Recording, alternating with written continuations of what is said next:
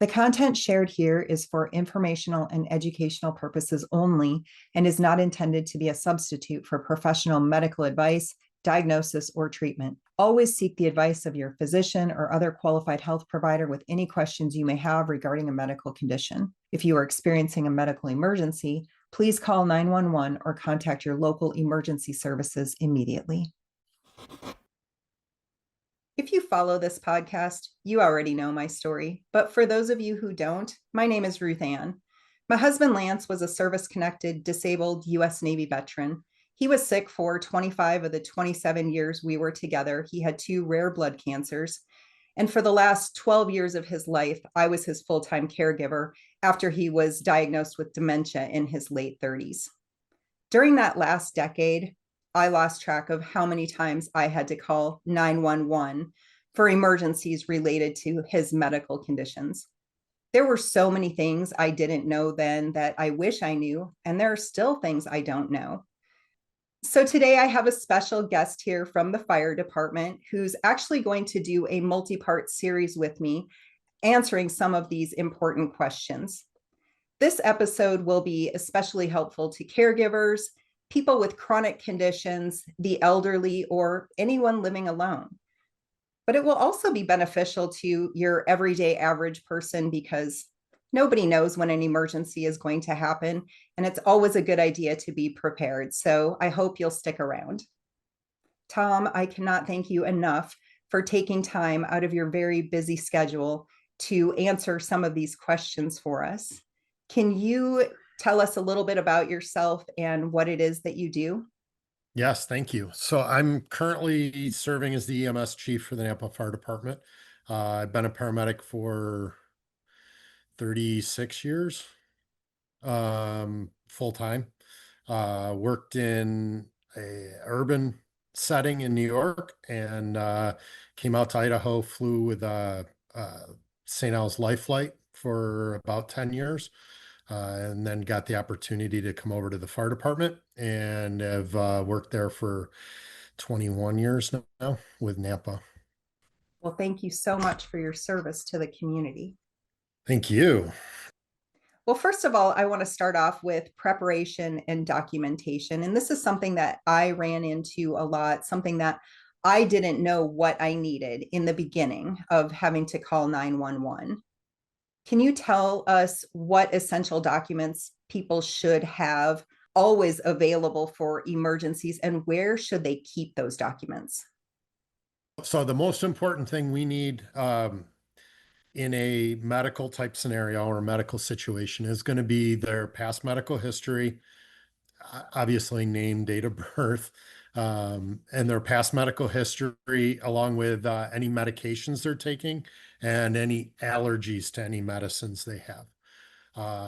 There's a couple places you can keep those. They did the vial of life for a lot of years, which was a vial that you'd keep in your refrigerator and you'd put a sticker in the refrigerator. So everybody knew the responders would see the sticker and go, oh, I know if I check in the refrigerator, I'll find this little vial that has all their information.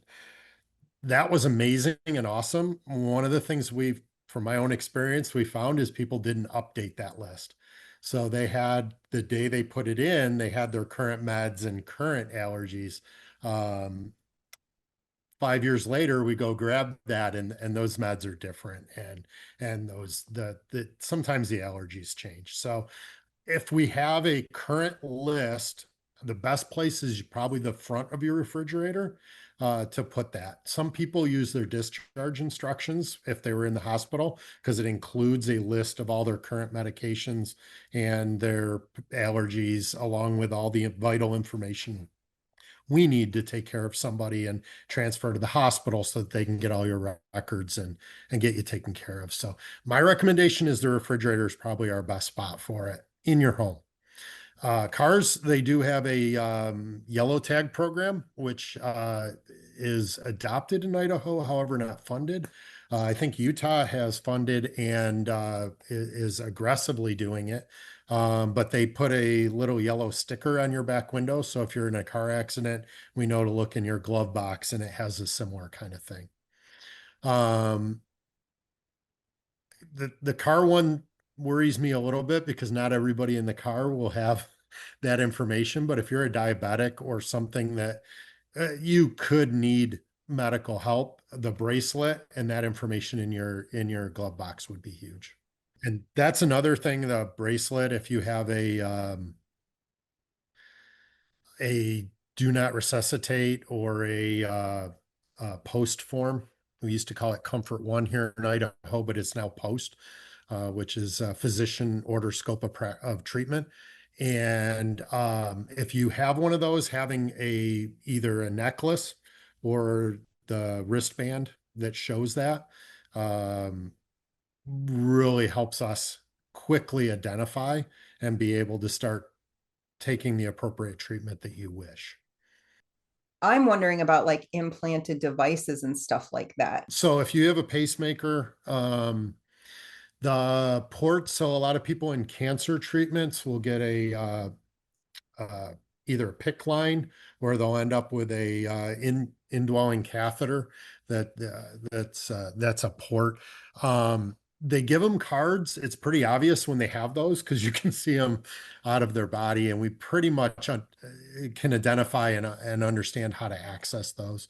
And we are trained to be able to use them in a last resort. Our goal is not to use those as the first access. We'll still try an IV or do an interosseous, something like that if we need access. But if we have no other ability to get vascular access, we will access those ports. We just don't want to damage them because it is a surgical long-term, right? It's kind of hard to get those put in, and us making a mistake and damaging those could be detrimental to their long-term care. So we try to avoid it, but if we have to, we will use them. Implanted devices like a pacemaker is pretty obvious that you can find those really quick. There's some new seizure type stuff where they're implanting some stuff into their um, some wires with a device that goes behind their ear to try to stop some of the seizures with a little bit of electrical current. Those things, a card would be super helpful so we know they're there. It won't, I for the most part, it's not going to change any of our treatments, but understanding a little more of their history and why, but by finding that device helps us be able to manage that patient better. That's great information. And those are things that I had never thought about until after I called 911 for the first time. And somebody is standing there with a clipboard going, I need this. I know, Yeah. and I'm all stressed out thinking, I don't know the answers to these questions. Can you please just help? Yes. So, all the more reason to have those things prepared because in an emergency, you're not always thinking, well, you're probably not on your toes. Family members or yourself are not in the right state of mind to come up with all the detailed information that we need. Yeah. Yeah. So do you think, I know you mentioned diabetics, but what about just the average person who doesn't really have any conditions? There's really no need to have any information like that available. Is there maybe an advance directive, but other than that? Yeah, I mean, if you have no medications and you don't have an advance directive, you probably don't need to worry about it a whole lot. We're still going to look for it. We still try to find a wallet, driver's license, if you're not able to talk to get some information. Um, but if you definitely have medications or if you have allergies, having that information available, or even in your wallet or your purse, that we can quickly grab and figure out will help us treat that person appropriately and quicker. And you can put that information in your phone too, can't you? Yeah, it's really hard for us to access most people's phones. They have codes so that they don't get grabbed, right? And so a lot of times we don't know where it is in the phone, and that is something we may address later in the call, or if we're running into roadblocks and we're not getting answers, that might be something we can go to. But generally, phones are a little more difficult to get it out of. Okay. That's also good to know because I know a lot of people who put their information in their phone thinking that emergency services is going to be able to access it. But if they're not going to be able to, then what's the point? If you put a lock on it, we're not going to be able to access it for sure, Um, because nobody's going to know your code but you, or at least they shouldn't. So, one of the issues that I had was I was having to call 911 so frequently, and my husband had so many things wrong with him. So I came up with a form myself where I documented all of his medications and his allergies and whatever his current health issues were. And I made sure to update it before emergency services arrived at our home every time. But for the person who maybe doesn't know how to do something like that or what information to put on it, what would be most helpful in order to streamline that process? So that would be amazing to walk in and have that form. Um, we when we go to nursing homes, they have a form that basically is built like that, and that is super helpful because you can get a lot of information really fast, and then tailor our care to what they need. Um, for people that don't have anything like that, my one recommendation would be if you have your medication, keep them in a rather than being in a medicine cabinet scattered all over the place, put them in a Tupperware bin or somewhere where they're all contained together so you can at least just hand us the bin. Because at that point, we can look at what the medications are and try to figure out a past medical history and some ideas on how to manage them from there. Um, it is hard, and I know a lot of people in that emergency don't expect to be in that situation. So pre-planning for that is not something that a lot of us do because you're like, that's never going to happen. So those are some of the tricks we do is, hey, where is your medicine cabinet? If we say, hey, do you have a list of your meds? What are you taking? And they're like, I don't know. Where is it? And then we go there immediately and start writing them down and identifying them. So as long as you know where everything is and contain them to one spot, it's super helpful. And Okay. then if you come off medicines, please pull them out of that bin. Don't keep them in the bin, put them somewhere else. So it's like, no, these are the ones I take every week or whatever your refill schedule is for your meds. So really, we should all be living prepared for things like this instead of thinking that nothing's going to happen to us. Yes. At some point, ever it will, right? As we get older. Yeah. Yeah. Yeah. And the reason that I do this is because it happened to us when my husband was in his 20s. You know, you don't think that anything like this is going to happen until you're much older. You know, 70s or Yeah. 80s is what you're thinking when you're really young. 60s, I suppose, because you think that's old, but I don't think 60s is old anymore. I have to agree with you there. But it's a good idea to have that available. And actually, we didn't have any of that available until the first time I called 911. So yeah, take it from me. It's a really good idea to be prepared in the event of an emergency because at some point it will happen, especially if you're dealing with a chronic condition. Yes. Let's talk about calling 911 and the initial response. So, what details should callers provide when they're dialing 911 for a medical emergency related to a disability or illness beyond the basics like address and symptoms to help the dispatchers send the right resources? When you call 911, our dispatchers are trained and they have a checklist in front of them that they walk through. We use in our system use something called ProQA, which is a software that uses a national algorithm to ask questions for priority dispatching is what it basically is. And what that really means is a way for our dispatchers to try to get as much information to send the appropriate resources and quantity of resources that are needed for that incident, whatever it might be. So if you're calling because your house is on fire, they have a different set of questions than if you're calling for a medical problem.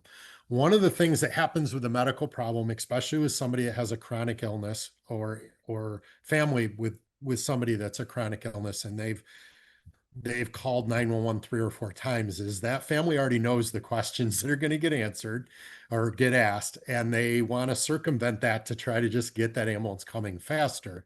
And there's a little bit of frustration there because our dispatchers still have to get through those questions before we can actually start that 911 that service, whatever's appropriate. Because sometimes we may only send an ambulance. Sometimes you get a fire engine only. Sometimes you get both. It just depends on what that, we call it code out, but when they get those questions done, what it codes out as depends, that determines the resources that are going. So my one big ask is just be patient. The dispatchers getting through the questions they have to answer to be able to get those resources dispatched. And even though it's frustrating for everybody, both our end, the dispatcher, and the person calling 911, that process is proven and it does work. We are working on tailoring that a little bit better. And so I think it is even better now than it was 5 years ago, as we learn to tweak and adjust some of those questions to get the appropriate resources and looking at data from where we were and outcomes to figure out what the best resource to get there is. But I do ask for everybody to please just be patient as you get through those list of questions. This same thing happens when a nursing home or an assisted living is calling 911. They get the same questions that somebody at a house gets. And it's very frustrating for nursing staff to try to answer those questions when they're using a medical term that just answered four of those questions, but our dispatcher doesn't know that term, and they have to go through those questions. I think you see the same thing with people at home with chronic illnesses, that they recognize that, hey, if I say this is what happens at the hospital. Doesn't always happen in the 911 system. So just be patient with it and understand this is what needs to happen until the rescuer gets there. Okay, that's great to know. That's something that I did not know. So totally news to me. And being patient is really hard when you're in the middle of an emergency and you just need somebody to show up at the house. So I think that's Yes. really good advice, though. Be patient. Yes, be patient, answer the questions to the best of your ability, even if it's the fifth time you've said, no, I understand, this is what I need. Sometimes you just gotta just keep saying it. Yep. Yep, The faster you answer the questions, the faster help will be on the way. correct. They can get through those questions and get the appropriate resources coming. You sort of answered this question, but why does the fire department often arrive first in medical calls? And how does that integrate with ambulance services? What roles do firefighters play in these situations? That's an excellent question, and I get it all the time when I'm presenting in public or anywhere. A lot of people are like, "Why are you sending a fire engine? It's a medical call." So first off, we set up fire engines. Our goal is to be within our response area in about 5 minutes is our goal. So if your house is on fire, we want to be there as fast as we can to either contain the fire or get people out so we then can put the fire out, save as much life and then property as possible. So in doing that, we've set up a really good structure for a quick response. And ambulances are set up, there's less ambulances than there are fire engines. So we end up with, in our city, we have 5 ambulances currently for almost 120,000 people, where we have 7 or 8 now fire engines that can respond to those calls. So by putting trained medical, every firefighter is a trained EMT. We have a paramedic on every engine. We have all the same equipment that the ambulance does in our portable gear. We don't have a stretcher, minus the stretcher. Everything else we have is the same. And so for us to be able to respond, a lot of times we can be on scene in 3 to 5 minutes, where the ambulance is going to take 8 to 10 minutes to get on scene. So we can get on scene quicker, start initiating care, take care of some of those major life threats, and improve outcomes by us responding with a paramedic level service faster. So that is why when we go through the dispatch, we talk about going through that, what appropriate resource needs to be there. And if you call and it's like, yeah, I just need, my doctor wants me transported to the hospital. Here's the room they want me to go to, right? Like, we don't send a fire engine to that. There's no reason to send that resource to that call. But if you call and say, I'm having chest pain, then we're going to get a fire engine and an ambulance, because that engine can get there. We can do a 12 lead. We can figure out if it's cardiac, not cardiac. And then we can alert the cath lab if we identify a cardiac problem within a minute or two of our arrival, which gets your time to cardiac catheterization and getting that heart attack fixed, can drop it by 30 minutes to 45 minutes sometimes in your long-term care. So having us respond, having fire departments respond quicker can get the appropriate care to that person faster, especially in life threats. I know some people do get annoyed because there ends up being about 8 to 10 people that show up on some calls. And it feels like you have too many resources for what you need. But in a true life-threatening problem, we need that many people to be able to get everything done and efficiently manage that patient. I will tell you from my own experience that the more people there, the better, because it meant that that was less that I had to do. It was such a relief to have anybody show up and take control. So, well, this question is really going to be for people who have someone in their life, a loved one or a friend who's a non-English speaker or has communication disabilities. This is something that you should be aware of, that you could relay to your friends. What tips do you have for effectively conveying information during a 911 call? With Google is amazing because they have that language transition line now. So pretty much any phone can do a translation, which is one of the tools we use. We also subscribe as our medical system, our emergency medical system in our area, subscribes to a translation service. So we have, I think it's 32 languages that we can call and instantly have a translator within a minute of calling that line to be able to communicate with people, which is super helpful. We do have some refugees that end up in this area, and sometimes they're not the normal Spanish speaking that we have in our area, which a lot of our guys have learned little bits and pieces of Spanish so we can have some communication while we get this translation service set up. But when we get a Bosnian or somebody from a refugee kind of camp, it's even more challenging because nobody in that area understands that language. And that's where that language line is huge. But Google on your phone, if we show up and you have your own phone, you can set it up so that we can be reading or Google can translate for us what you're trying to tell us. And I think that would be a huge tip for anybody if they just have that up and ready to go. Because if you are if you don't speak English as your primary language, that is probably going to be the biggest hurdle as we try to identify what's going on and what you need for help. So that Google language line has been incredible, or iPhone language. I don't know. They both have their own translator services. Either one works great. Have you ever run into any problems where communication was such a problem that you had a hard time navigating through it?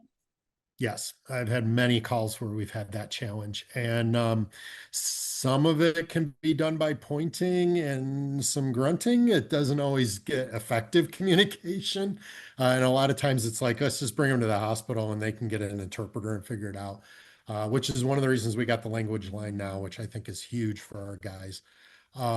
Most areas, like we have 6 employees now that are bilingual, and we actually pay them a stipend. They have to take a test and prove that they can bilingually speak. The police department, our local police department, has several officers, and they try to adjust them so that 1 or 2 per shift that are bilingual with the most common languages spoken in our area. So that has been a great resource since we've started doing those type things. Uh, because you have somebody you can call that can translate for you. The one downside of Google, I should add, is they don't understand medical terminology. So sometimes the common language works great, but when we start asking like actual medical history, the Google gets a little confused. It doesn't know how to answer those. And that's why we have the interpreter line, because they are trained as medical providers, not providers, but they understand the medical language to be able to help resolve some of those confusion issues with language. Well, let's move on to safety considerations. What safety measures can households take to protect both the patient and emergency responders during a medical call? So in the chronic illness person, especially one that's bedridden, a lot of times the living room gets adjusted and turned into almost a hospital room, right? And they have a hospital bed and a lot of the stuff in there to try to make them as comfortable and as easy for the family and care providers that are assisting them to take care of them. The one, for the most part, most of the home health agencies are really good about getting pathways so that we can get a stretcher in and out of there. But just try to keep a clear path so that we can get the stretcher next to them and easily transfer them over for their comfort and to prevent injury of our guys, and then get them out of the house. Um, the pets one is an awesome one because the pets are super nice and will never bite you, but they get a little scared just like you are, and your fight or flight are going a little bit as this is like a stressful situation when we arrive and that pet senses your anxiety that's going on. And even though they're super nice and will never bite, they do sometimes nip and bite at the responders that are helping. So we do ask for them to be either in another room or pinned outside or in a secure area, so that we don't have to worry about tripping over them or them getting upset or trying to just delay the care that needs to be provided or transport. Oxygen cylinders are a good one. We're pretty safe on those for the most part. They come in little carts. You don't want to leave one just standing up on its own. I believe most of the home oxygen now is through a liquefied oxygen that has a process that makes it into oxygen. And so we don't actually have tanks that are laying around, which is good. And we do bring our own tank and we will switch anybody over to our stuff for the transport, just because it is what our guys are most familiar with and really used to using. And we can secure them appropriately in the ambulance for the transport. As far as general household stuff, if you have the ability, for a chronic person or somebody living alone, if you have the ability to put a lockbox on the outside of your house, I recommend a lockbox, not just a key under the mat, but actually do a drilled in, screwed in lockbox with a code to put your house key in. That if you are unable to get to the door, that is a super easy way of us being able to gain access without having to break into your door and then have to figure out how to secure the door afterwards. Because a lot of times when we break into a place, it may not be able to be locked when we're done, depending on how urgent we feel we need to get into the building. And it could be a significant delay in us getting care to you. So if you're living alone, you can either give that code to the 911 center. If you call the fire department, you talk with them. The Fire Prevention Bureau, usually in most places, have the ability to send that code to dispatch and they put it in under your address. So when your address comes up in the 911 computer, that code pops up. We will not say that code over the air. So but it shows up on their computer in the engine and they know the code to be able to get into your lockbox to gain access to your house. Some people use a garage door code key. That works too. And they just leave the garage door unlocked. So you're able to open the big garage door and get in. But a lockbox key would be a highly recommendation if you're living alone or you may not be able to get to a door. Are you saying that it's a good idea then, if you get that lockbox, to contact who to get that put into the system so that if you do have to call 911, it's already there? Yep. So your local fire department will be able to guide you and where to go if you call their administration office. Um, we have a system that our Fire Prevention Bureau, which is part of the fire department, they do the building inspections, sprinkler inspections, those plans reviews. for new construction. They're the ones that we have take care of it on our department. And so they will send a message over to dispatch and have that entered into the CAD. The computer aided dispatch is CAD. And they have that lockbox code in that system so that when you call 911, our crews will be able to access that and not have to break into your house. That sounds like a really great idea. Yes. Well, since you mentioned people living alone, do you have any other tips on safety for people who live alone? Living alone in our aging population, and I hate using that term nowadays because I think I'm included in that. But as we get older, our ability to you shuffle more than lift your feet up sometimes. And so throw rugs is probably our biggest concern with people. Everybody has a little rug in front of their kitchen sink, a lot of times in the bathrooms. And if you stub your toe on the corner, it folds up a little bit. Next thing you know, you trip and break a hip, which is horrible. So we don't want that to happen. There's a lot of older population that we show up, and we will find 3 or 4 of those rugs stacked up in a row in front of a door, or on the way to the bathroom, there's all these different rugs so that those are trip hazards. And if anything that's a trip hazard, you want to get picked up. And if you're gonna use a rug in front of your bathroom sink, which I understand, you don't want to stand on the cold floor, please put the double-sided carpet tape on it so it doesn't slide out from under you and you're not going to trip on it. That is huge. That's probably our number one. We've had an influx of older people into our community. Our trauma center now, the most common level 1, which is our worst traumas that we see this last year, has been from falls of the elderly with broken hip. A broken hip by itself is not a big deal, but when you have high blood pressure, cardiac disease, diabetes, other medical problems, we call comorbidities, that turns into a really bad situation for those people.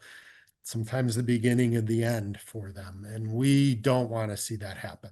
I totally want people to have as much um, autonomy or ability to be able to be on their own without help as long as they possibly can. And throw rugs are probably our biggest enemy when it comes to that. So the other suggestion we have is grab bars in the shower. I know everybody's like, I don't need those, but it only takes a little bit of soap in a second and you're on the ground. And again, injured pretty bad. So people with blood thinners, that can be a really bad outcome as they hit their head and could have worse bleeding from that. So recommend grab bars in your bathroom. Grab bars by the toilet helps too, because sometimes just getting up, you need a little bit extra grab. And grabbing the shower curtain will not help you. You'll end up on the ground. So if you have something solid, which is why we recommend grab bars and put them in when you're younger, so that as you age, they're just there, is our biggest recommendation. Well, what age would you recommend putting them in at then? So I truly think in the 50s is when you need to start installing that stuff. Maybe early 60s at the latest, because once you hit in that 70 range, late 60s, 70s, we're starting to see people with instability.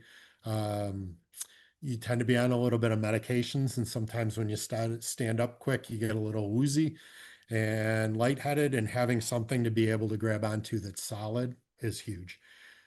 Throw rugs, I don't think we need to secure those even when you're in your 20s. It's just you recover better from that fall when you're in your 20s than when you're 60s. So yeah, highly recommend double-sided carpet tape for any carpet that's not nailed down in your house.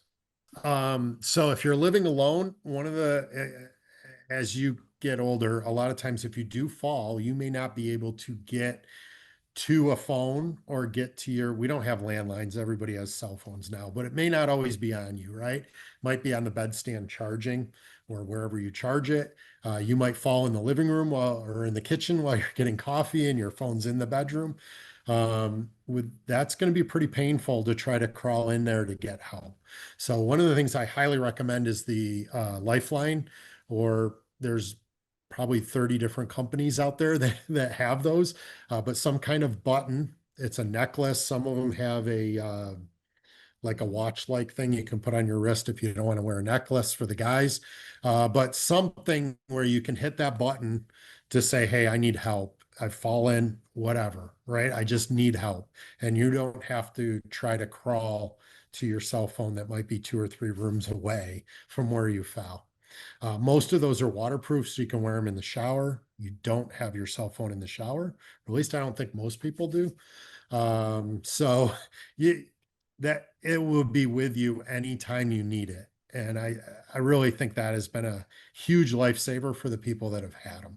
And I've seen people that didn't have them and have laid on the floor for hours, some of which didn't make it because they weren't able to get to a phone and call 911. And we went there on a status check 2 or 3 days after they fell, and found them, right? And to prevent that, having that button, I think most of the plans are reasonably priced that you can afford it even on a fixed income.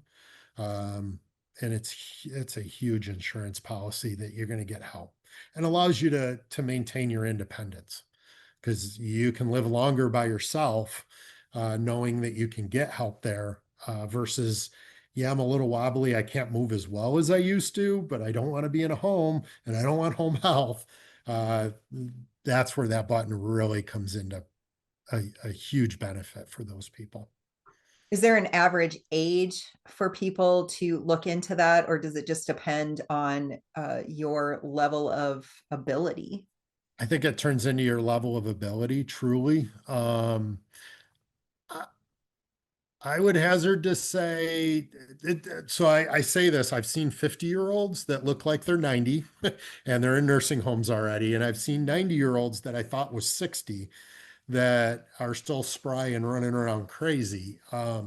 So there are exceptions to all this, but generally speaking, that upper 60s, 70s is probably a good idea to have those at that point.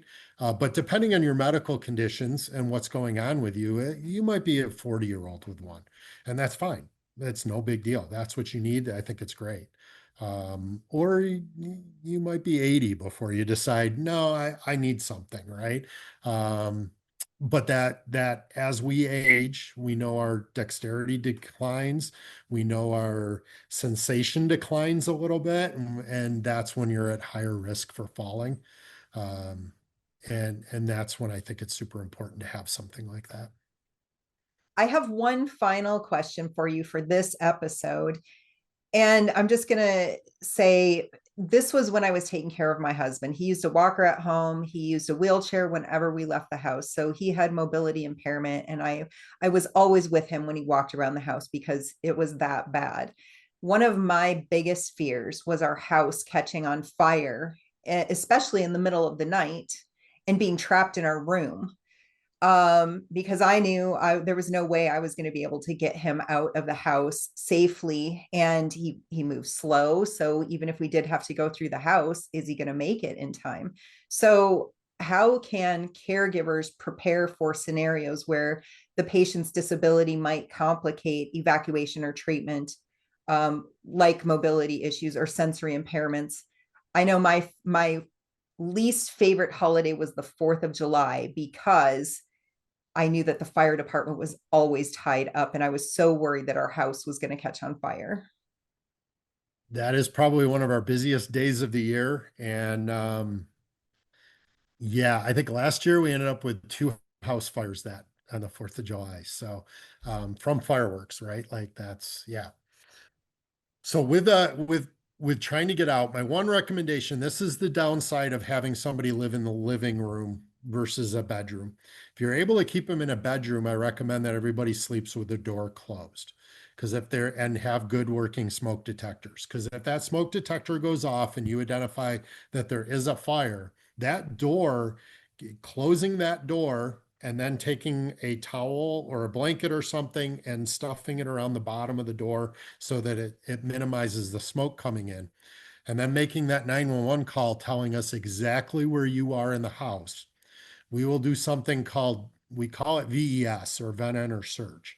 And what we will do is at that point, we know we have a fire and we know we have you trapped in a rear bedroom, wherever it is. We will come through that window and bring you guys out of that building from that direction. So you don't have to go back through the smoke and through the fire. I don't recommend doing that, especially if you're not moving fast. Fire grows really fast. And even if it is a super small wastebasket fire, if you're not moving fast, it can involve the whole room within less than 3 to 5 minutes. And if you're moving really slow, you can end up getting caught in that expansion of the fire. So close the door, seal it, get a hold of 911 so we know exactly where you are. And our crew's first effort on the scene will be rescue at that point. We will do our best to get you guys out. Either that first engine, we'll probably do that Venator search and get you out and then go to fire attack, or that second in engine, depending on where you're living, we'll go to rescue, and one will go to contain the fire. Because if we put the fire out, everything gets better. But if we can get people out too, it gets better. So those are kind of simultaneous goals that we strive for really quick. The other big thing is to have the working smoke detectors is huge because it gives you early identification that there is something going on. So making sure you change your batteries yearly. We recommend a holiday like Christmas, or 4th of July could be your holiday. Whatever, create a holiday that, hey, I'm going to change all my smoke detector batteries and make sure they're working throughout the house, especially if you have somebody that can't get out quick, either being overweight or being handicapped or with an illness. And then the other thing is to have fire extinguishers. If you have them available, you can use those to help you to be able to contain something or stop it while we're responding. So seal the door, call 911, and do not open your windows. Opening your windows can be a double-edged sword. So it can be good because if you have smoke in that room, you can bring in some fresh air, and I think that is very good. But also remember, you are adding what we call a flow path. So now once we've opened that window, air is able to get in, and we know fire needs air, heat to expand, and fuel to expand. And so if we're adding air to the fire, there is a risk that the fire could get bigger, depending on where the fire is or where it is. So if your room's not filled with smoke, you're probably okay leaving the window closed. If you're able to isolate yourself from the fire and open a window, you're probably in a good spot. We just have to know that if that door gets open, we're now feeding oxygen to the fire. Okay. We're going to have to open the window to get you out. So it will happen. Yeah, Our but goal is to be able to have fire lines in place to contain the fire while we do that. So it looks like organized chaos, but that is we're trying to multitask on those fires and put different companies where they need to be to mitigate the worst of the situation that we're going to create. I wish that I would have asked that question while my husband was still alive, because that stressed me out every single year for whatever the 3-4 weeks that people shoot off fireworks.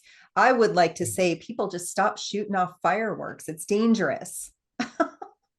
Yes, we had a lot of grass fires this year from it. And then we had 2 fires where people thought the fireworks were extinguished and put them in their plastic trash can next to their house and lit their house off on fire. So Well, you have answered a lot of questions for me. I appreciate it so much. Is there anything we haven't covered that I haven't asked you that maybe you would like to add?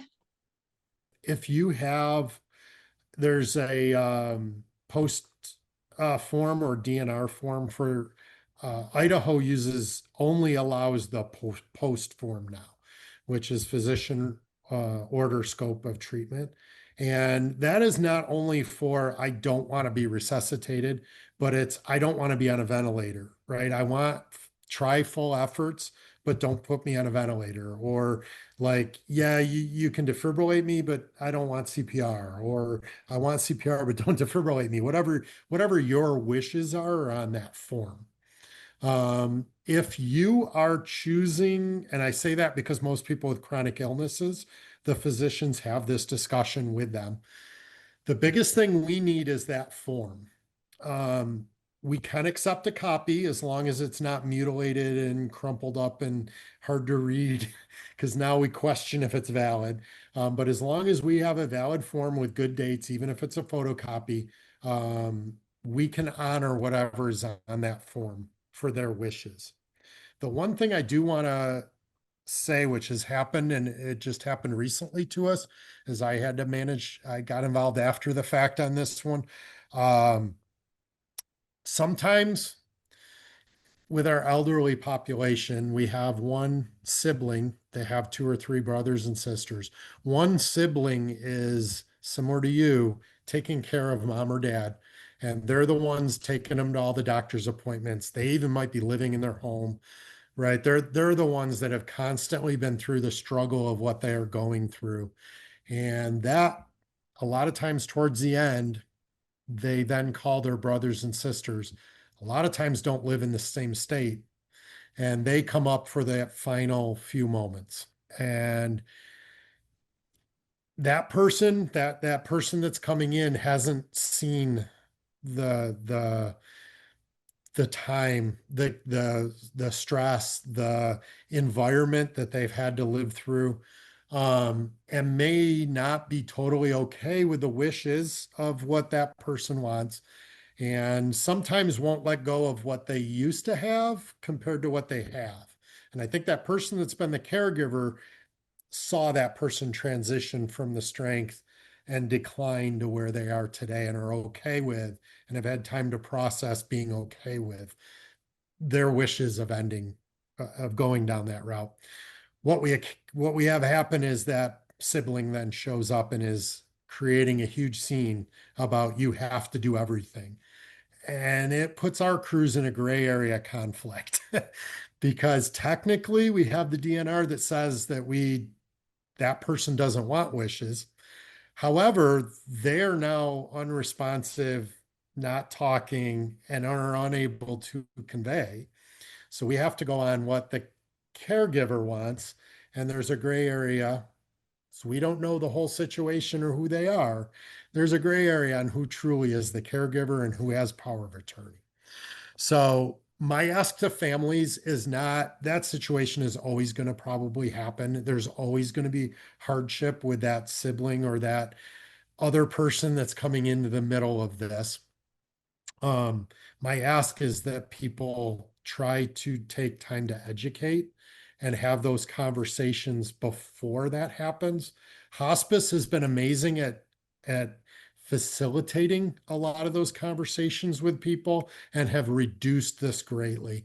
But there is a lot of challenge on that scene when you have conflicting, like, work them, don't work them. I want everything done. I don't want anything done. That's not what he wants. And now our crew, who is dealing with a life-threatening situation, if they're going to intervene, they have to make a decision in a couple seconds. They don't have time to get the big picture.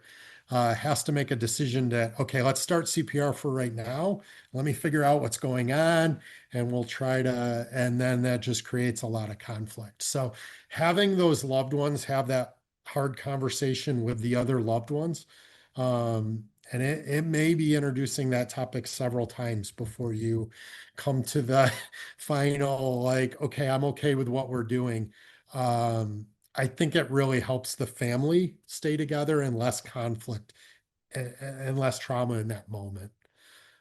Because that's probably the hardest thing. And I understand both sides of it, and I have empathy for both sides of it. It's hard. But that has created some conflict on our scenes.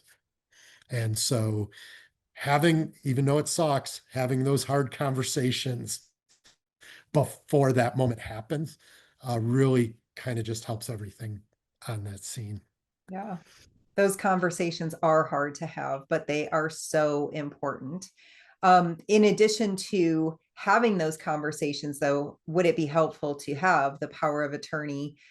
In my case, I was my husband's legal guardian, so I had the guardianship papers and I had all of that ready to go. So, would that, if you have that paperwork, does that give you the power to make that decision? Yes. I Okay. will tell you, we have a caveat in all of our protocols, and I'm pretty sure nationally everybody has an out too. Like if there's going to be a riot on scene or a conflict that's creating like a unfavorable, violent kind of situation that you are gonna, we're we are going to end up working them or choose not to work them because we don't want to put our crews in danger or further escalate that situation.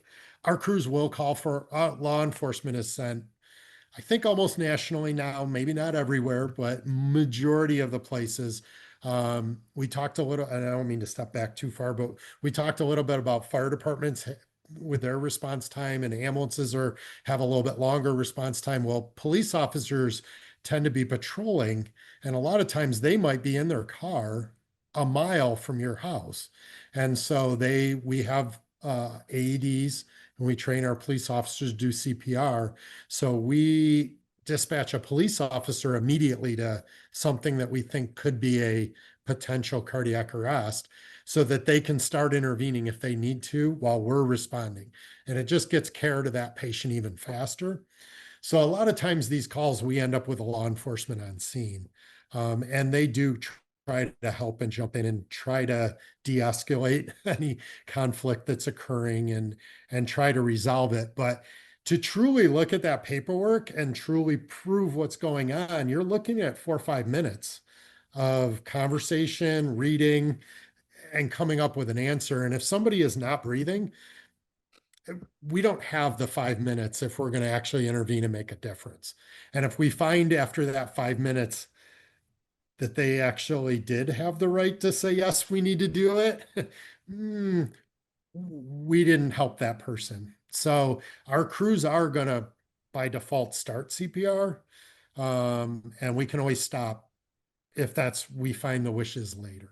So if there's conflict, our crews tend to start the resuscitation, even though they're like, I don't think we should be doing this, but they're like, let's start. And then we can always stop once we prove what's going on. But yes, I would highly encourage DNR paperwork or post paperwork. If you have a power of attorney, having that with you is amazing and awesome. I know it's hard. I was power of attorney for my parents, and I had it on my phone so I could just bring it up at any time and show I had both medical and durable power of attorney, and the forms were there. So if there was any question, right, I had them available to me. But yeah, having that available would be huge. Um, it may or may not, if you're in a conflict situation, it may or may not help it. And we're all just going to have to do what we can to mitigate that in the moment and de-escalate it as much as possible. But having those pre-conversations, that is what resolves that conflict. So we don't have it to start to begin with. So yes. Well, that was my last question for this episode. I've got a whole other set of questions for another episode. I cannot tell you how much I appreciate you answering these questions, and I know that it's going to be helpful to everyone who listens to this. If we can make a difference on one call, it's helpful, both for our guys and for the people that we help. Well, it made a difference for me already, so I know that this is going to be helpful to other people. So thanks again, and I will see you next time, Tom. Thank you. Thanks so much for listening today. If you're a caregiver, a family member, or just someone who might need to call 911 someday, this is the kind of information I wish I'd had 15 years ago. So please hit subscribe so you don't miss the next one, and share this episode with someone you love. You never know when a friend, a neighbor, or family member will be staring at their phone, heart pounding after calling 911, wondering, why is the fire truck here? EMS Fire Chief Tom will be back in the next episode to answer more of those questions that I used to lose sleep over. So let's get this out there. Together, we can help the next family be a little less scared. I'll see you in the next episode.